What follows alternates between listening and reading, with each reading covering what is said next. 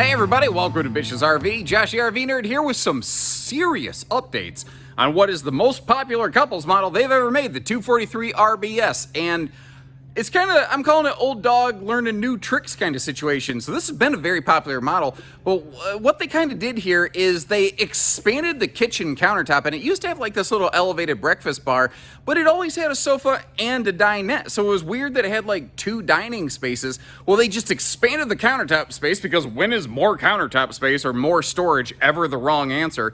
And then built into that, they actually incorporate a little miniature outside camp kitchen, nicely contained under the awning. And even if you don't want to do any sort of griddling out there, you at least have a fridge outside for Dad's medicine cabinet for the bottled water and the barley pop, if you know what I'm saying.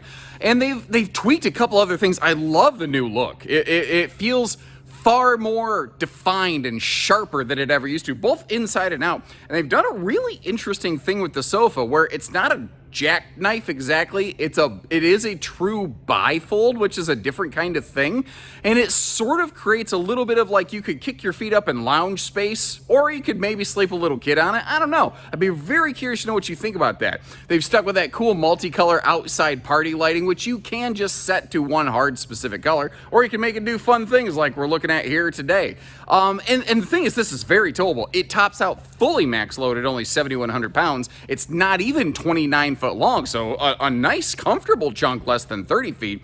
Something that a lot of your tow package half tons are going to be able to handle very, very nicely. It does have a couple little weird hiccups, but overall, I think that if what you're looking for is like, we don't need ultra luxury, we just want a comfortable couples model to go out and have a little fun every now and then, this will be your huckleberry. And if you weren't aware, Catalina has two, I guess you call it trim levels, and two sets of floor plans in their 8-foot wide tandem axle series. There's the Catalina Summits. Those are the simpler edition. Then we're here in the Catalina Legacy edition, or as I like to call it, the Catalina Legacy Edition. And this is where they add a little more glitz and glitter. They don't go crazy over the top, but there's some nice things here. I do love the shift that overall the marketplace has made to the carpetless flooring. Some people still like a little bit of carpet. There's a regular viewer, Mr. Nick B. Shout out to you. Appreciate all the visits you've made here on the channel. He says, I love carpet in the slide. I like keeping my feet warm. You know what? And I respect that. I think that, you know, maybe there's some solutions like under the dinette. Like if you really wanted to keep your feet warm over there, like a little, I don't know, bath mat or something like that.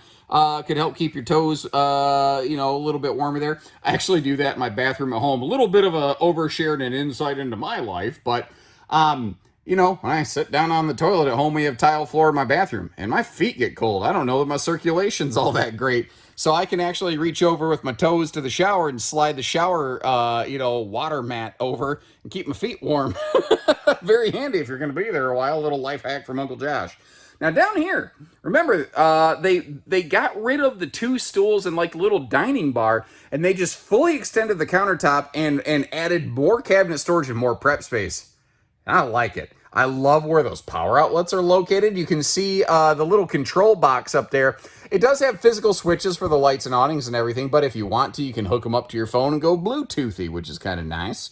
Bluetooth, not so good, you know, in real life, unless you've been eating like some pixie sticks or something like that, little blue raspberry candy, not sure. But the RV's also 6'9" tall from floor to ceiling panel. Along with the light colors, it gives this thing a big feel. And that's really what this RV is. This RV, if you try to boil it down, like, why does this thing even exist? Why would somebody even buy this? Because it is about the shortest travel trailer you could really possibly get, with a full living room super slide and private bedroom. Under 30 feet, let alone under 29 feet, it's not easy to pull that off. Now, there's some others, but overall, I think they did a really, really nice job on that here. Now, like a lot of brands, the 12-volt fridge has really kind of taken over dominant in the Catalina lineup as the standard issue. What is interesting over here is they were one of the first I ever saw to put a little kill switch for it to make sure, you know, it's not going to, if you don't want it on, you could absolutely hard turn that sucker off, which is a really useful feature, I guess, for some folks, you know, while it's in storage. Keep the length short, though. Well, to keep the length short, let me phrase that properly. Sometimes the words are in my head and they don't come out of the mouth. You know, my brain moves quicker than my lips do. which is funny because my mouth moves pretty fast. Anyway, the bathroom space is kind of shoved into the corner here. At my size and my stature, overall, I thought the toilet was okay. I like that they didn't leave the wall blank. Just even a simple couple little octopus coat hangers right there. Sometimes it doesn't have to be big budget fancy. It just has to kind of function and do the job. But I do like the height in the shower. Now, those radius showers, I'll tell you a trick with those. If you face directly toward the shower head against that sidewall and try to soap up your hair, not that I have that problem, but if you try to do it because you still have hair, what might happen there is you may bonk your elbows. So what you kind of want to do with those is you either want to face your belly toward the corner where those the water knobs are, or face obviously the other direction, and that will give you some elbow space that can really be handy. Otherwise, it definitely could be a bit of a trick in there. Now, cracking everything open, one of the things this does surprisingly well is that other corner next to the bathroom is just a huge amount of storage. Now, the dinette can fold down into a sleeper, of course. I didn't really demonstrate that here today. I wanted to focus a little bit more on this new sofa. This is an interesting critter, and I'm still kind of wrapping my head around it. So it's not a jackknife. The bottom actually lifts and then folds and sets down, and then the back folds down. So it's a bifold sleeper sofa instead of a trifold sleeper sofa.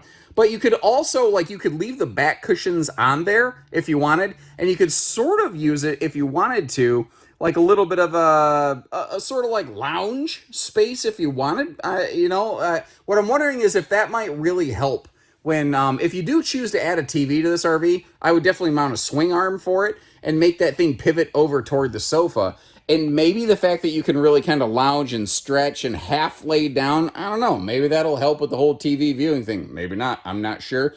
I really, once these things actually get out there in the field, I'd love to hear some actual owner feedback, because at the time I'm recording this, they're brand new. I don't even know anybody that has anything like this at their house. Now, you may have noticed that was a farm sink, but I really like how they give us the full sink cover dish drying rack roll-away job right here. A lot of brands will give you like a half-size one. I like the full-size thing. And there was a couple spots down there I think a wastebasket could fit awful nicely. Now, if you remember this floor plan from seasons before, what it had here was like a 3/4 privacy wall where it was fully enclosed. The bedroom was fully enclosed, but you could only enter off the right-hand side. And it made the bedroom feel real tight, real small. It was janky. They didn't change anything other than the fact that they opened the bedroom up. And personally, I really like it. Now, it is a Camp Queen mattress, which instantly someone just went, ah, dang it. I was happy until then. Why'd you have to tell me that, jerk? Well, first of all, I just like you to know what you're getting for your money. Secondly, true queen beds can definitely still fit in here. Or you can do the butt scoop boogie around the bed even while the bedroom is privatized. Now, both sides of the bed have household and USB outlets. Last year, I don't remember there being any USB plugs over there. So that's another handy, nice little update. And giving you a look inside the bedroom storage right here, starting with that left-hand hanging wardrobe tower. Notice fully enclosed storage above the bed, although there is kind of an empty no man's land middle dead pocket there that can be a little tricky to get to if cargo shifts. And the bed, there is storage below it, but it doesn't have any kind of factory strut. I just use the jack crank to prop it up, and frankly, it works just fine. I get that it's not flashy or fancy, but it's kind of like the hood of my car. My wife's car, our Jeep, family Jeep, has gas struts to hold our hood up. My little Kia Soul does not. It's still got like the piano rod. And you know what? It doesn't stop me from checking my wiper fluid or whatever. It works just fine. But enough about my life. Once again, let's check her out in road mode. Because this one's road mode function actually can be very good, but it does require one caveat. It does require that you leave the bathroom door all the way open before you close the slide. Now, that is tricky because if you're not paying attention when you're running the slide out, if the door knob catches that slide fascia, it's going to be a problem. So to keep it from bashing into stuff, you can see the door kind of floating over there. You will need to make sure you do something to secure it. So if you're willing to do that, that means that you could do a sideways two-step and you could slide your way back here into the bathroom, and obviously the kitchen that we just walked through was not an issue. And there's absolutely no like tiptoeing, just on the tip of the slide very gingerly. Like, you still have main floor decking to walk through. So the bed, the kitchen, and maybe the bathroom can be accessible. I'll give it like a B minus for travel access because you do have to go through some hoops to do it, but it can get her done. We kind of talked about this when the video began, but again, my quick from the hip generalized towing recommendation on this is going to be, I think a tow package half ton could reasonably handle this. Now, if you're going through crazy winds and you're going through major elevation changes, that may become a little more challenging. So keep in mind, that's a generalized recommendation, not a guarantee. And frankly, with the way half tons can vary so much, you always want to check individually anyway. Now, your nose skin up here, that jet black, you know, it looks awesome. I do think it's probably going to generate some extra heat up in the bedroom. However, with this not having any sort of windshield, which is effective, so like, you know, these windows over here, they're an R like 0.71 or something like that. There's almost no R value to them. With not having a windshield buried in the front of this thing, hopefully that'll help keep the sun out a little bit, at least, you know. Now, up front, you've got dual 20-pound tanks, which, you know, I used to really like 30s, and I've kind of weirdly converted over into I like the 20s because they're easier to swap around. Magnet holdbacks for the baggage doors, and a full unobstructed pass-through with big baggage doors on both sides. Now, that rug is nothing to do with this trailer. We're just in a display space. And the charge controller for the solar panel is blinking because we don't have a battery on the camper currently. They just have it plugged in. So what that means, by the way, is that the converter in the RV is picking up the slack and live providing 12 volt to all of the things that need it, like that crazy cool multicolor like awning light that we have going on up there.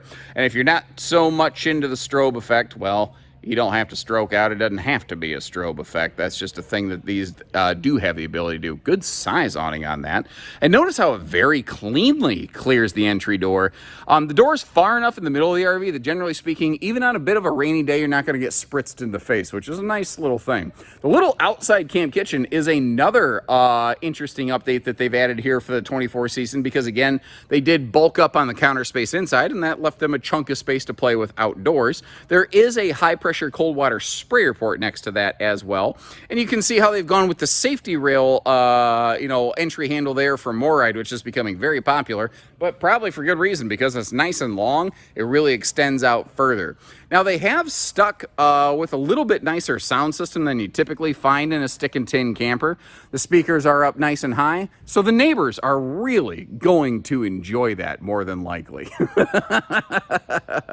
Now, we've got this Catalina flag inconveniently in the way of our cargo rack on the back of this sucker right here. 200-pound rated before the spare tire, so kind of keep that little caveat in mind. And like a lot of brands, you've got a hot-cold outside utility shower. You have a black tank flush.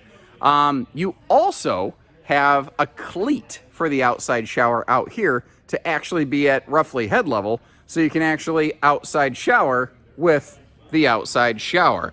Crazy idea, I know. Now, the roof of these is and has been fully walkable for a number of years, but you never really had an easy way to get up there. You see that little black rail on the back wall right there. This is all prepped and ready for one of those telescopic removable ladders. And up on the roof of this one, it does now finally have the option of a solid little 200-watt solar package, which is not the be-all, end-all of solar, but it's a decent little base for a trailer like this.